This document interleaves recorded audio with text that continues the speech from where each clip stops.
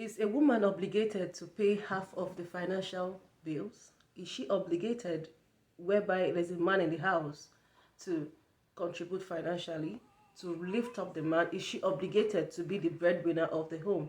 Is she obligated to pay part of her own bills as per living in the home with you, as per being in a partnership with you?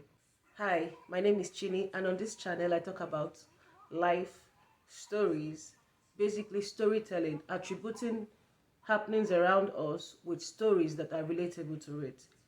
Now, today I actually saw this write-up from Reino Omokri. I'm sure most of you know him. He's a Nigerian, but he's living in the diaspora.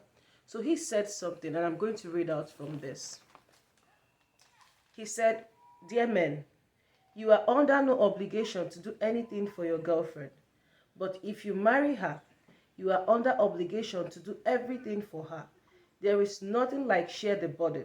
She did not beg you to marry her, so if you're not ready, don't marry her." Now, I see a lot of sentiments in this write-up. A lot of people are going to come here and argue one way or the other. Even women of these days want to be able to share in the responsibilities in their homes. But being that this world, a man is the head of the home, and most men per se would want to shoulder the burden of it all, and they tell their wives that, don't worry, you can just contribute. Oh, don't worry, your money is your money. And some women are in the school of thought that your money is our money, but my money is my own money. Now, how do you see this? Somebody also replied to Reno and said, a man is considered an infidel if he neglects his duties. I don't know how you see this or what works for you, but I'm going to approach this as someone in marriage. Now, when it comes to marriage, what works for you is what works for you. You and your spouse, you and your partner, you guys must have sat down together and decided and talked about how going forward you want to raise your home. Is the man going to be the sole breadwinner? Is he going to be the sole supporter while you stay back at home and raise the kids? Or will you, the wife, go out, make money, and still come home and raise the kids, and you contribute 50-50? Now, in this part of the world, in the western part of the world, women contribute together with the husband. They come together, they pay bills, they share bills, they do everything together. Some even go as far as even having joint accounts. But coming from where I'm coming from, it's still that same, the man is the one that is going to be the sole proprietor or sole financial bearer of the whole family.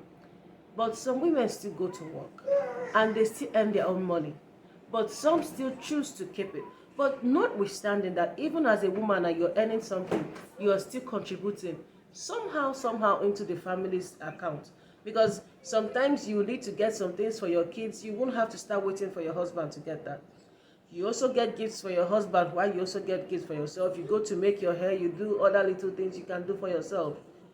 Now, bear in mind that even if you decide that you're going to marry a wealthy man, or you are on your own a wealthy man, and you're married to a lady tomorrow, if you're not a generous person, you can't give.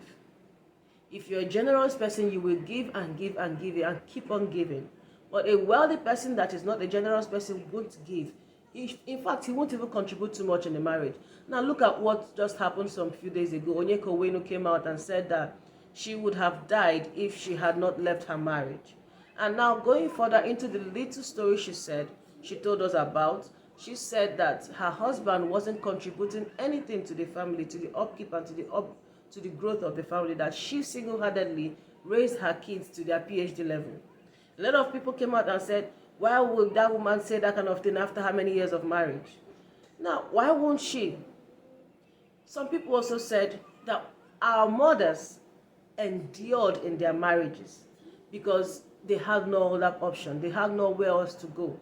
Believing that if a woman is financially capable and financially stable, she can actually make that choice for herself that I can't remain in this marriage, just like Onyeka Owenu did. She left. A lot of women back then left. A lot of women did not leave. Another example, I was listening to a podcast the other day, and this woman said she was with an abuser in her marriage and she had kids, but she had to make that decision of living with her children. She left with 3 kids. Her youngest was just 6 months old and she left. And luckily for her, she had a job. She got a job and she left with those kids. And she took care of those kids, paid their bills, and even this man refused to pay these bills. And the man is a very rich man in their place. He refused to pay those bills because to him, she's no longer in his home. And to him, he can't do anything for her because he feels that if he's doing anything for those kids, the woman is actually eating her from it. It still boils down to who is the financial bearer of the home. Most men of these days, most marriages want their wives to be stay-at-home moms, and while they go out to go make that money. But they are forgetting that even a woman is also an individual. She needs money to stay at home. Let me tell you something. No matter how little that money you have is, trust me, it gives you a lift in your spirit. Even your walking step changes because you get to have confidence. A stay-at-home mother has needs. She needs to buy her toiletries. She needs to be able to order takeout. She needs to be able to take her kids out. And if by adventure she drives, she needs to be able to put gas in her car. Even if she doesn't drive, she needs to be able to call Uber. Okay, if there's an emergency in the home, she needs to be able to, if you're not living in a country that has 911, emergency services, you still need to be able to get the Uber to get you to the hospital. Lastly, I think it's all about finding a balance in your marriage. Whatever relationship or situationship you find yourself in, empower each other. Do not let it just be I'm the man, I'm making the money, what does she need money for? No, it doesn't have to be so. And you, dear woman, if you're working and you're earning something, contribute to the family because the burden is too big for a man to bear it alone, especially in this era whereby there's internet bills, there's hospital bills, there's insurance, there's a lot of bills. It wasn't like when we were kids and growing up and the world was still a bit natural. Right now everything has gone global. The kids, you have to pay for their tablets, you pay for a lot of things, you buy clothes, a lot of things. It's just too much for one person to just bear it alone. Our mental health is very, very important. So at the end of the day, sit down with your spouse, sit down with your partner, agree on something, and move your family forward. Whatever we see on social media stays on social media. Everything is not true, but find out what works for you guys and stick with it. And please, if you've watched up to this moment, thank you so much for watching. And if you're a returning subscriber, thank you so much. And if you're a new subscriber, you're welcome. I hope you remain. And my fellow people, please watch the adverts. Don't skip the adverts. That's how your girl gets paid. Watch the adverts, okay? And I'll see you guys in my next video. Until then, remain blessed. And I love you all. Bye for now.